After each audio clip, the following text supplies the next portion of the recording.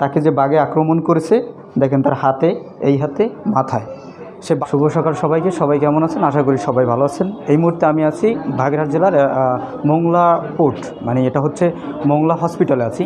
এখানে একজন বাঘে একজনকে আক্রমণ করেছে, বাঘের আক্রমণের শিকার হয়ে বেঁচে ফিরেছে। এই হসপিটালেই তিনি চিকিৎসা নিচ্ছেন এবং আমরা সেখানে যাব, যে দেখব যে লোকটাকে কিভাবে বাঘে কামড় দিয়েছে এবং সে সম্পর্কে বিস্তারিত আমরা জানবো। তো চলুন আমরা সেই বেডে যাই, যে দেখি যে লোকটির কী অবস্থা।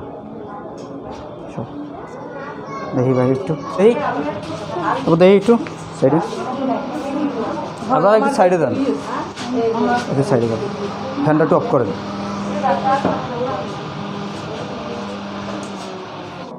ভিউয়ার্স, এখানে যে বাঘে যাকে আক্রমণ করেছে তার নাম আবু ছলে ভাই। তাকে আপনারা দেখতে পাচ্ছেন যে এই একটু ক্যামেরাটা তার দিকে একটু ঘুরে দেখাও। তাকে যে বাঘে আক্রমণ করেছে দেখেন তার হাতে, এই হাতে, মাথায়।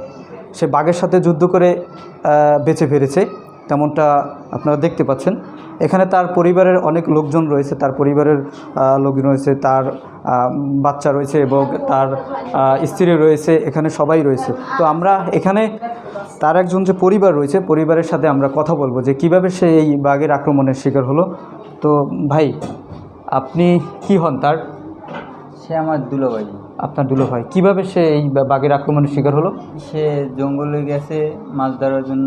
যখন জাল পাতে তখন তার মুখ দিয়ে যেটা সে বলছে যখন সুস্থ ছিল। আচ্ছা, এখানে আইসে যখন সুস্থ ছিল তখন যা বলছে, পিছন দিকে আসে যখন তারা আক্রমণ করছে, পিছনে ঘাড়ে পড়ছে, পড়ার পরে সে ঘুরে হাত দিয়ে ঠেলা দিছে, ঠেলা দেওয়ার পরে তার এই হাতে কামড় দিছে। এতে কামড় দিছে পরে তারপর আবার এই হাত দিয়ে যেই ঠেকান দিছে, এই হাতে আসর দিছে, তারপর লাঠি নিয়ে যেই দাবড় দিছে। আচ্ছা, এই একটু দূরে গেছে যেই সে সাহস করিয়া বাঘ ভিতরে ধাবড়াই দিয়ে আসছে ওই লাঠি নিয়ে।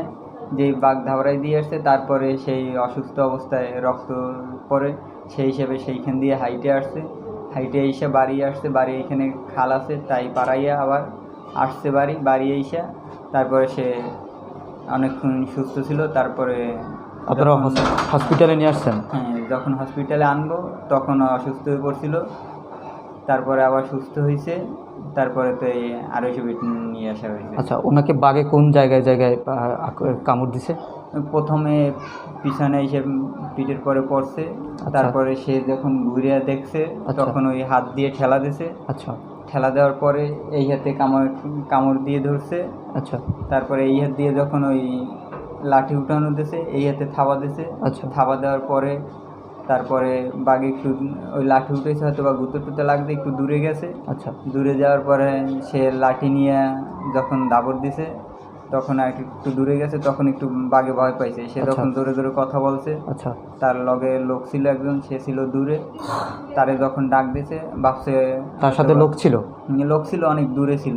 এই ঘটনার সময় তার কাছে কেউ ছিল না। আচ্ছা, তখন মানে দূরে ছিল। তারপরে সে যেই দাবড়াই দিয়ে আসছে, আইসে সেই লোককে বলাইছে পরে সেই লোক আসছে, সেই লোকের সাথে তারপর বাড়িতে আসছে। বাড়িতে আসার পরে তারপরে মোংলা নিয়ে আসা হয়েছে হসপিটালে। আচ্ছা, ওই সুন্দরবন কি তার বাড়ির পাশে? হ্যাঁ, বাড়িয়েই তারপর খালের মতন আছে, তারপরে ওপারেই সুন্দরবন পাশেই। ওই মাছ ধরতে গেছিল না? হ্যাঁ হ্যাঁ, মাছ ধরতে। তো এখন কি অবস্থা তার? সে কি কথা বলতে পারে? এখন সবসময় পারে না, এখানে তো যখন ব্যথা ওঠে তখন তো কথা বলতে পারে না, যখন একটু সুস্থ হয় তখন তো মোটামুটিভাবে কথা বলে। তার চিকিৎসা চলতেছে?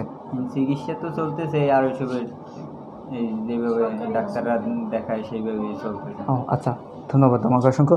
দর্শক, আমরা শুনছিলাম যে এই আবু ছলে ভাই যে বাঘের আক্রমণের শিকার হয়েছে, সে এখনও অনেক অসুস্থ আছে। সবাই দোয়া করবেন যেন আল্লাহ তাআলা তাকে তাড়াতাড়ি সুস্থ করে দেয়। 3 মেয়ে 1 ছেলে।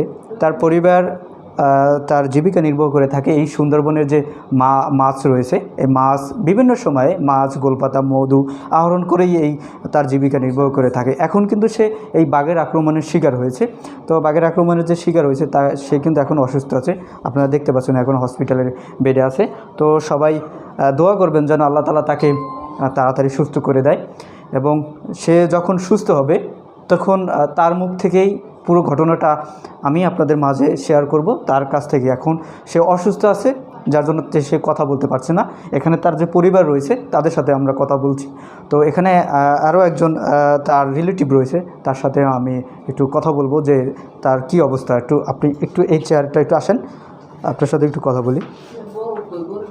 আচ্ছা, তার এখন পরিবারের কি অবস্থা, কীভাবে কি চলতো, এই যে বাঘের আক্রমণের এখন শিকার হয়েছে? আসসালামু আলাইকুম। আমি বলি, তার এখন যে পরিস্থিতি, তার সংসারটা মানে খুবই অসহায়। সে এখন সে যে এইভাবে পড়ে আছে, সংসারটা চলা না চলা, কারণ আমরা যার তার প্রতিবেশী আছি, তা আমরাও সবাই খুব যার ইনকাম করে সেই খাই। এখন তাকে আমরা আমাদের সাহায্যে এই চিকিৎসাটুকু করতে আসি, কিন্তু ভবিষ্যতে তার কি হবে না হবে, উন্নত ধরনের চিকিৎসা না দিলে আমাদের সরকারের কাছে এইটুকুই দাবি যে তার জানি একটু উন্নত ধরনের চিকিৎসা হয় এবং তার ফ্যামিলিটা জানি সরকারের সাহায্যে বেঁচে থাকতে পারে, তার জন্য আর জঙ্গলের ইনকামে না যেতে হয়। আমাদের এইটুকুই তার দাবি তাদের কাছে, আর তার জন্য উন্নত ধরনের একটু চিকিৎসা করানো হয়। দর্শক, আমরা শুনছিলাম যে এখানে তার রিলেটিভ রয়েছে যে এই যে বাঘের আক্রমণের শিকার হয়েছে। আপনারা যদি কেউ তাকে সহযোগিতা করেন, আমি একটা তার পরিবারের নাম্বার আমার ডিসক্রিপশন বক্সে দিয়ে দেবো। আপনারা কল করে তাদের পরিবারের সাথে সরাসরি কথা বলে তাদেরকে আপনারা সহযোগিতা করবেন। তো আপনারা দেখতে পাচ্ছেন যে সেই বাঘের আক্রমণের যে শিকার হয়েছে আবু ছলে ভাই, মূলত তার বাড়ির পাশেই সুন্দরবন রয়েছে, সেখানে সে মাছ ধরতে যায়, তখন এই বাঘের আক্রমণের শিকার হয়ে থাকে। তো দর্শক, যে উনি যখন সুস্থ হবে তখন তার মুখ থেকে আপনাদেরকে শোনাবো যে সে কীভাবে বাঘের সাথে যুদ্ধ করেছে। আমরা শুনেছি তার পরিবারের কাছ থেকে, তো পরবর্তীতে আমরা তার কাছ থেকে শুনবো। যদি আপনাদের এই ভিডিওটি ভালো লাগে, অবশ্যই আপনারা সবাই শেয়ার করে সবাইকে দেখার সুযোগ করে দেবেন। ধন্যবাদ, সবাই ভালো থাকবেন। আল্লাহ হাফেজ।